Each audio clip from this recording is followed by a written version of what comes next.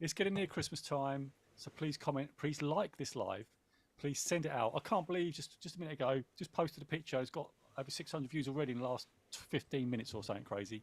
So please like this. Let's get this more to people. Let's get these people listening to the podcast, all that sort of stuff. We want that to be happening.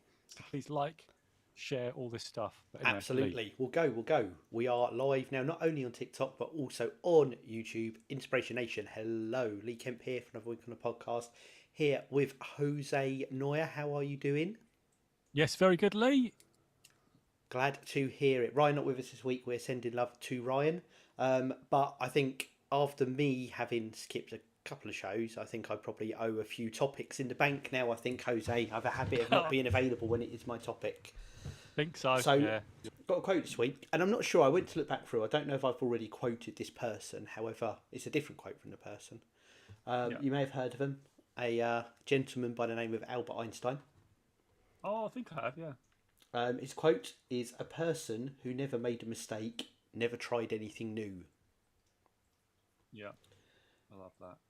And I did a quick. I won't lie. I did a quick Google for some quotes. There's someone that spoke to me. There's a whole little batch on this particular theme of being comfortable putting yourself out there, making mistakes, knowing that I was going to say knowing it's okay. I'm actually going to say that it's part of the process. You never do anything new unless you make mistakes with what you do along the way. So that particular one spoke to me. I'm not particularly sure where the conversation's going to go, but actually that's me putting out experiment. Not too sure. It could be a terrible quote. It could be a good one, but I'm not afraid of it not being good. As I referenced earlier, Joe, I'm slightly hungover, so if I ramble, it's because I need some sleep, basically.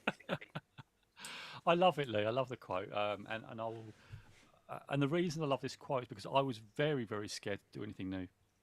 As I said before, I was younger and we talked about, didn't we? I was quite good at football, but I didn't want to stand out. And I've talked about this before. If you go back in the archives, thank you everyone for joining, by the way. Thank you, Diona. Thank you, Dragon. Thank you, lovely, lovely people. Please like the live though. Don't just join. Like, and share. Come on, like and ask questions.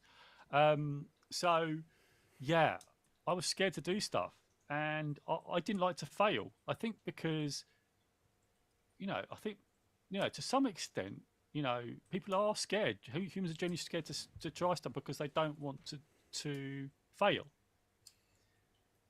But when we know that actually failing is actually part of the process, it's like crazy.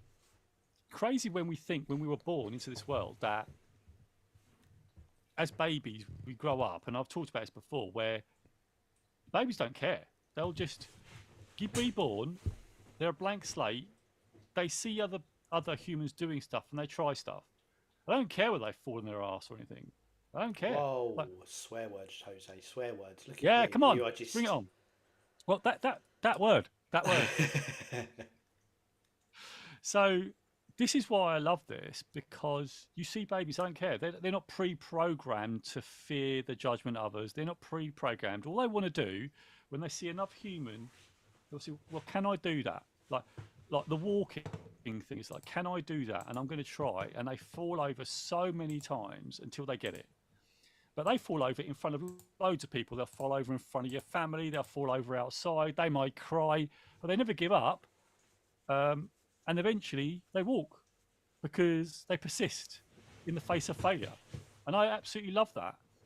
And I think as we grow older, we're programmed with this thing that it's not good to fail, that, it's not good. And I think this comes from schools and things like that, where we've got tests and things. And how much of that do you think comes from criticism from others as well? Because there's this bit there, people like to see other people fail and point it out and make it a negative. I think it's poor feedback loops. I really do. I think, even when I've grown up throughout life, I've had really poor feedback. Things have had to be improved, but the way that's being fed back is terrible.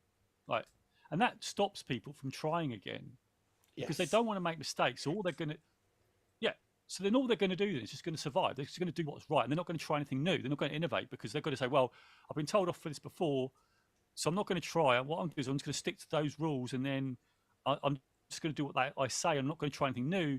And then when you ask them, have you got any ideas? They've not got any ideas because they're not practiced in producing any ideas. You scared them shitless. Sorry, do another swear word. Scared them shitless with your feedback that they can't try anything new. You're not giving them any confidence to try stuff. And I think that's where it fails. And I think, even when I look back at my schools were quite, my schooling was quite guilty of that. I don't not everything, not all of it.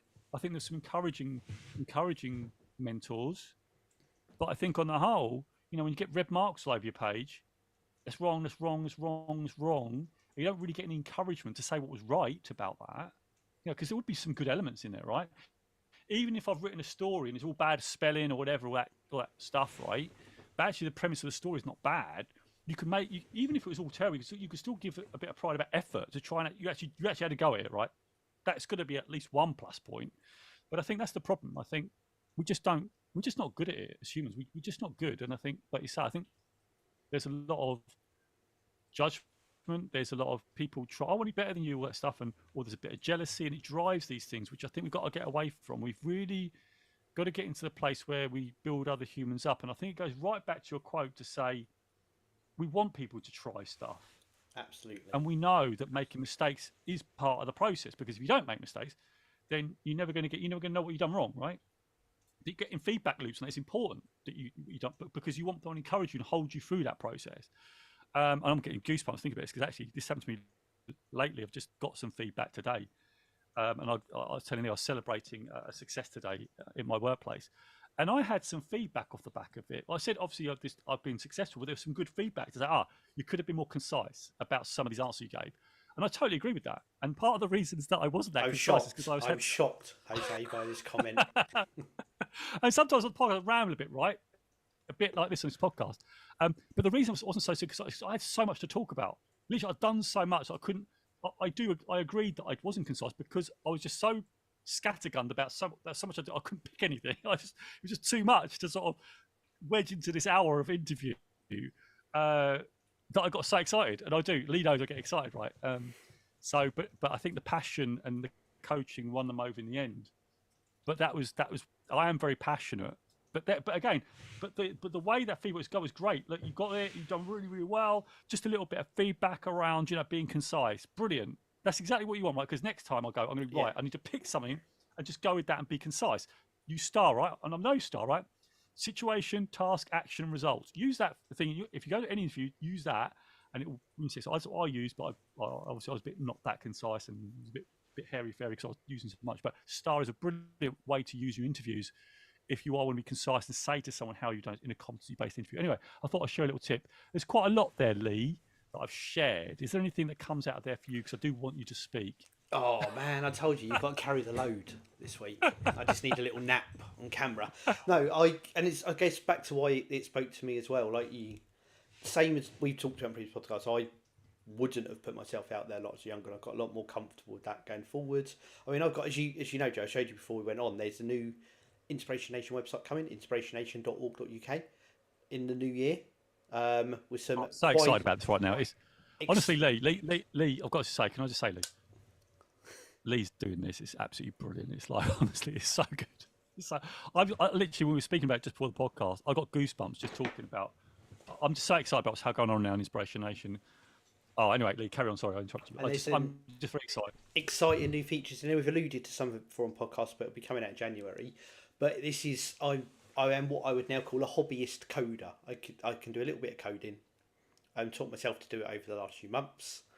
But on my desktop, if I was to minimise my screens I've got here, because I'm not tidying up yet, there are folders and folders and folders of code documents that are just junk, that just need to go in the bin. That when I started doing it, I didn't know what I was doing. I tried something, it didn't work. And it was a bit, I'd build and try and do something, it's not working, and try and fix it. And then I almost like, right, scrap that, back to the start again. Where did I go wrong? And I've got over 2 weeks, you could look at it one way, and I achieved absolutely zero in that 2 weeks whatsoever. But actually, that 2 weeks is what got me to 2 weeks plus 1 day when I did have something, and I started to build my knowledge. But it's all through trial and error, with error being the prominent word in that I now know what I know, which again, amateur level, it's not very much, but it's a lot more than I did know. And it's because each time I didn't get it, or it didn't work, or it didn't go how I wanted it, that was all right. I didn't take that as a failure. It was don't get me wrong, there's times where I'm like, I just wish I could get it, but there was a moment when I did, and I got something to work, and honestly, I did a lap around the house like I just scored the winning goal in a penalty shootout in the World Cup final. I love it. Yeah, I love it. But it was because I love that. It's because to me it was all right to not get it right and try and muck around and eventually get there. And I think that's, so like you said, you need to encourage people that's a good thing. Thing as well that spoke to me from this as well, that's sort of taking us on a bit of a sidebar, is this week I watched, I don't know if you've seen it before, but the film Oppenheimer, which is a very good movie. Very good. And especially I found the early bit especially, and obviously reason for the link is there's Albert Einstein's one characters in there, like there's a bit part. But in the early part of the film, before you got to the whole bomb bit and the politics and all of that, there was a bit where Oppenheimer had found quantum mechanics or quantum theory and was starting to look into it, and he got his job at university, and you had all these people sitting there debating their ideas and running these experiments. And there's a bit where they talk about it a bit, that someone's giving their frustration about it because it's all quite contradictory, and it could be this or it could be this, and we don't know which thing it is. And I really like that. I love the fact that they're there in this room and they're literally changing the world by just asking why. What does that do? But are you right? But can we try that? And just talking these things through and building this. And again, I link it back to the AI stuff, but it's where we are now. There's people out there doing this in a different type of way with different things. But I just found that whole bit that they were really comfortable to challenge and question and actually be completely wrong and then move on to something else. And that whole bit really spoke to me.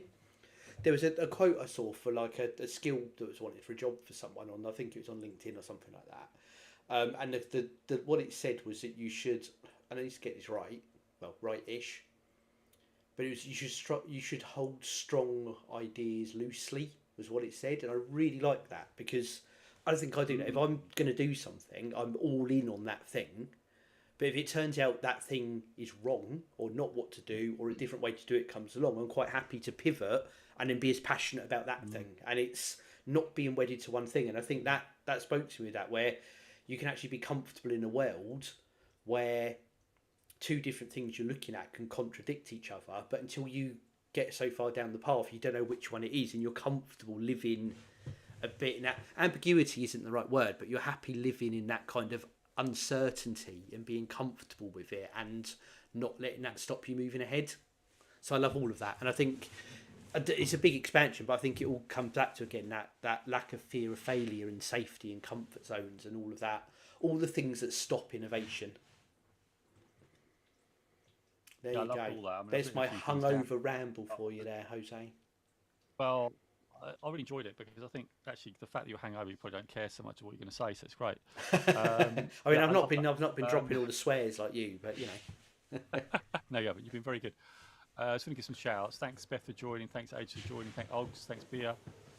Thanks, user. Loads of numbers, 865 at the end. And Dave, thank you for joining. Please ask some questions. Please join. Please like, share the live. Please like if you're joining. We appreciate you. A lot of things you said there. I think you said, I love the thing about strong ideas, hold strong ideas loosely. Because I like to share things I haven't done well, Lee. That's what I like to share, because they're the learnings, right? Absolutely. Because a lot of times I used to love sharing stuff that I won at, but I recognise that actually don't learn a lot from that over the years. Don't learn a lot from going, oh, we did that well, yeah. It's about recognise what you've done well, but actually stuff that doesn't go so well. So things like hold strong ideas loosely. This is what it brought to my mind, Lee. This is what exactly brought to my mind was, you know, I have visions, don't I, Lee? You know me and my visions, and I got a way I like to have these big, bold visions, yes, like really big. And you know, Lee, that I have that. But then you know what the error I used to hold in my mind, right? I used to hold that had to happen exactly like that, right? Exactly like that. But it doesn't happen exactly like that. It never does. Like, it doesn't. And that's one thing that I've learned about holding strong ideas loosely. You want an idea like the podcast and the way you want your work life to go, but you've got to be flexible in the way you get there, but ultimately where you want to be, right?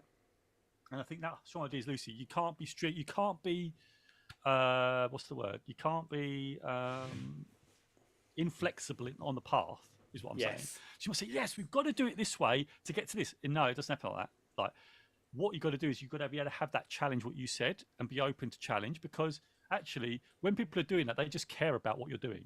Like, remember that. Like, if you're both heading in the right direction, and people are challenging you, it's a good thing because you both wanted to get the same thing. You just Yes. you're knocking your heads because actually you want to produce a better idea to get to the thing that you want. And that's something I used to struggle with because once I used to think, oh, I've got to own this idea, I want to own it because I want to get there, I want this to make sure it works. That's wrong. It's like you have to collaborate with others. You want others to challenge you because that's how it gets better. And then other people carry that torch as well. So you've got not just you carrying it, you've got 6, 7, 8 people. And that's how I've really learned over the years is that you want people actually to say, well, actually, it's like you said before, it's your idea too. Like, or it's actually your idea. You can, because people are more likely to run with it and really help push it forward a lot quicker. And you get there so much quicker. And I found that with communities, and I love it. And that's why I love that quote you said about don't hold, hold strong ideas loosely. Because I think, if everyone's got that purpose and drive to want to achieve this outcome, it's very similar to yours, then team up with them. Like, prepared to be challenged. Yeah, stand your ground a little bit, but look, if it's better, just go with that. Don't resist it because you've got to be your way. No, go with it. Yes, if you're leading it, there's certain things you've got to do, but even if you're a leader, you've got to sometimes pivot if there's enough strong reason to do it. Don't just you've got to hold it because you've got to do it this way. It's about being flexible because that's how you innovate, that's how you build. That's how I think you said before, Lee, in innovation, how you get the friction. You have to have that friction Absolutely. for it to work. And people have got to be happy and comfortable to be able to challenge you, and you've got to provide the environment so they can challenge you. Because if you don't, what's going to happen is they're going to bury their ideas, and they could have something in their mind that could be absolutely golden, and you've just stomped all over it, and then you're never going to hear it, and that might have been the thing that accelerates it like 10x in the next 6 months, and you've just stomped all over it. So these are the things that we really have to be careful of, and I love that. And that's why I love the quote. We are going to make mistakes, and yeah, I think not holding those strong ideas, hold those strong ideas loosely is important. I think the purpose part of that's important because you have the end thing, but the way you get there is very flexible. And I think what you said, Lee, as well, you're really enjoying it. It comes across. You're excited. You ran around the house going, that's what it's about. We should be excited. If we're not excited about the things we're doing, then we're not on the right path. We're just not. You're just wasting your life. And it's real. And I was saying to Lee before podcast one, I feel so privileged, so lucky that at the minute my work's going really well. The Inspirational podcast is going really well. Things are just generally going in the right direction. Yes, there's bumps in the road, but things are generally going in the right direction. And one thing that really helps with this is I'm being grateful for right this moment that things are going that direction, because you and myself, we've had difficult times, right? Things have happened, and I'm just grateful that it's going that way, because I'm really on board with it, and it feels like the universe, or whatever the energy you want to call it, I call it the universe, is like wanting to support me in doing these things. And it's like, go on, just keep pushing because you're on the right track and it feels right. I think it's right. Until someone says to me, hey, like a bit of feedback, you want to check, like, oh, I can pivot then, right? I need to pivot. But you're getting all that because people want to sort of give that to you because they want to see you win. Like when you connect with people and really collaborate, people want to see you win. And when you get that, it just feels great, and you want to see them win. And then they get a win, and you support them, and then they support you. And it's like it's just a momentum, and it just creates such a great vibe. And at the minute, there's just so much of that going on right now, and it's so wonderful to be a part of it. And again, just goes back to your quote, right? If we make mistakes, people that support us are going to support. So you are going to make mistakes, but it's never fatal, right? Well, usually it's not Absolutely. fatal. There can be times, can be extreme cases, but a lot of the time things are salvageable, right? Things are salvageable. I think we can catastrophize sometimes. Oh, it's never going to be right. Yes. We've got to be careful of that, because I fall into that trap. I expect you have, Lee, right? I don't know. But anyway, there's a lot from me on there, but I don't know if you... I've talked to quite a bit there, Lee, but... yeah, more concise, Joe. That would be my feedback to give you, is maybe you could be more concise. Thank you. Yeah, I appreciate that. Let me just say the one thing, and can I ask you a question? Go on. When was the last time when you catastrophized anything? So I can't believe you have a catastrophe. I don't even. I can. I've never. Have you? Because I've never. I've been with. Well, I've known you many years, and of course there's things obviously outside we don't, outside that I may not have seen, but I have never. There's never been a time when I thought when we've done things together, you've ever catastrophized anything. But has there been anything? And I suppose to expand on that a bit, because I am very much a someone uses a phrase, I can't remember what it is, but I'm an optimist, like an eternal optimist. Everything's always going to work out and everything's going to be great. And actually, if it goes wrong, it's still fixable. And that's just my mindset, which in one way is really good. And another, it's like everything has a negative, because I just think everything's going to go great. So when someone's like, so what are the risks of doing this, Lee? I'm like, there's none. It's all going to be brilliant. Everything's amazing. Which is, I'm very conscious is a downside to that thinking. But that's why you probably don't see that so much. And the other thing is I'm quite fiercely pragmatic, especially when it comes to like projects or work things or things like that. It's just like, right, what's the next step? What's the next? Oh, that didn't work. Let's pivot over here. Let's do this. Let's do this. And I'm quite comfortable with, like you talked about earlier, with knowing the journey. I'm quite comfortable having an idea of 80% of how we're going to get somewhere and moving that ahead. And I'm quite comfortable in that as well. But I think later on, especially if I'm tired or things are stressful or stuff like that, I can definitely have times where I'm, so I've had it where I've portrayed something as a big issue, and then I've stepped back and I've had to go in and say, well, actually, maybe it's not as big a thing as I think it is. So it's definitely there, because I'm quite, I don't know what word is. I can just be quite dramatic, I think, in the way I do things. I'm quite, when I'm passionate about things, that comes out as much when I think something's good as when I think it's bad. And I think that can almost, I end up portraying things worse than I even think they are, just because I have quite a storytelling way about myself. Yeah. So it happens. I think we will all do it, and it's being aware of it and trying to catch it and maybe reel it back in. Yeah, well, I think we share that. I think we do. But we're quite passionate people, aren't we? I think, and I think we can get caught in that cycle a bit. Oh, look, for crying out! Sometimes I say, oh my God, it's not going quick enough. Like, it's not going quick enough. It's not going fast enough. And then I get passionate. Oh, and then I'm catastrophizing. It's just not going. It's never going to happen because it's not going quick enough. But it's the weirdest thing there. I think it's because I've teamed up with you, but I used to love things going really slow. I used to love it. But now, on the other end, I needed to go quicker. It's like weird. It's the weirdest thing, because now I'm passionate about something. I suppose find the passion. You want things to happen, but it doesn't really happen as quickly as you want. Things seem so slow. It's so weird that. But I think I've caught that with you, and I think it goes back to that thing. I think people hang out with. I think teaming up with you, Ryan, actually as well.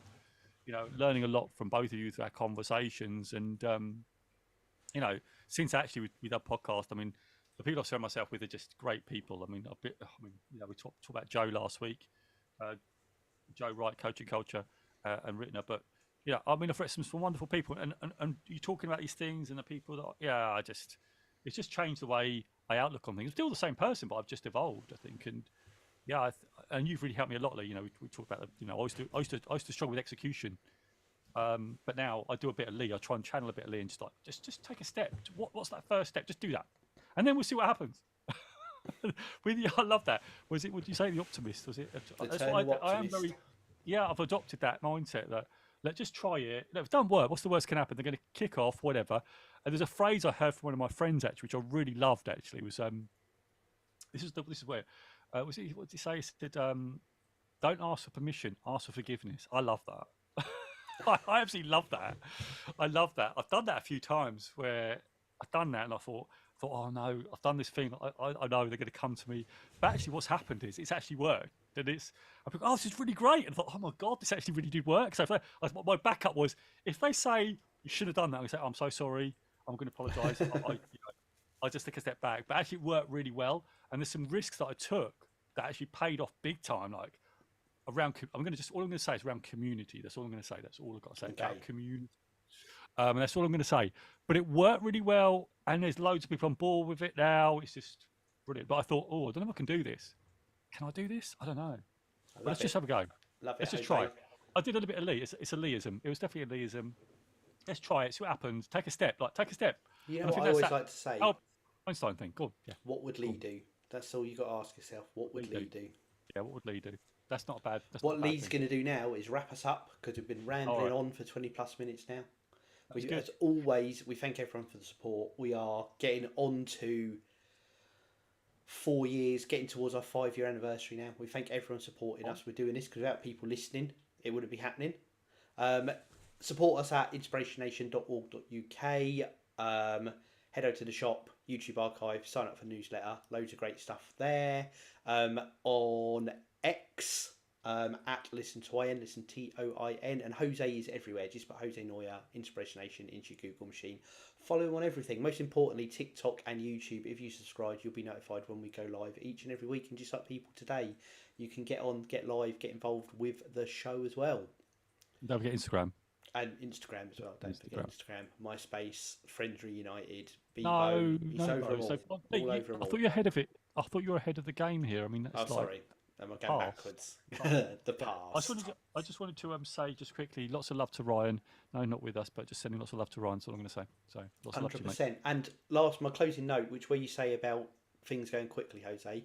Did you know that last week, ChatGPT turned 1 year old? 1 year. That is only 1 year. That's ridiculous. So which what ChatGPT 5 now, or 4? Is it 4? No. Well, so and I won't go to it. So GPT is a platform, and them doing OpenAI and their generative AI has been around for longer than a year, but they created what is almost like the public access tool for it, ChatGPT, right. And that's like your iPhone moment for generative AI. That's what put it into the public space, and that's what's built up all this interest and this talk. And I just think it shocked me that it's only a year, and how much it's already out there and doing things and changing and evolving and becoming commonplace. It's crazy. So when we talk about things going quickly, we are on a roller coaster right now. I tell you what, I heard of it because the only reason I heard of ChatGPT was when Gary V came on. We love Gary V, don't we? We're a bit of Gary V fan club. Clan Fub. We are the biggest clan Fub there is. And also Tony Robbins, we got banned. We still banned us. Are we still banned from Tony? I think we are. Doesn't like us. But we're a fan club for Mr. V, and he said, get ChatGPT. Like even before it just launched. I think he's always the one. If you want to know what's happening really at the pulse, he's right. He's usually there. He says ChatGPT is going to change everything, and he's like. I think he's right. He's absolutely Only right. 1 year. It's incredible. Right. On that note, I will count us down. We'll be back Hang on, next week. No. We need I've been big takeaways. I told you I'm getting a Domino's once we're done. All right, good. That joke is better every time, but I am genuinely getting one as well. All right, okay. What am I going to give you for my own quote? You go first, Jose. You go first, and I'll give me a second. Right, my big takeaway is just, take action. Ask for forgiveness later. That's what I'm going to say. That's mine. You're such a rebel these days, Jose. It's usually that's what's happened. It's been hanging around with you too long. That's what it is. You've just trained me to do this stuff. Just do it. Just start. Just do. Just go. Don't be afraid. Is what I've got for you. Don't be afraid. I love that. Yeah, I love that. Don't be afraid. Yeah. And on that note, it's hard not to be afraid, isn't it? I'm going to cut you off. Be more concise. I'm going to count us down, and we can do our horribly uncoordinated sign off for the end of the show. Go on, 3, 2, 1. Inspirational. Catch you guys later. Right, thanks TikTok. You take care. Thank you for joining. Don't forget to like and share.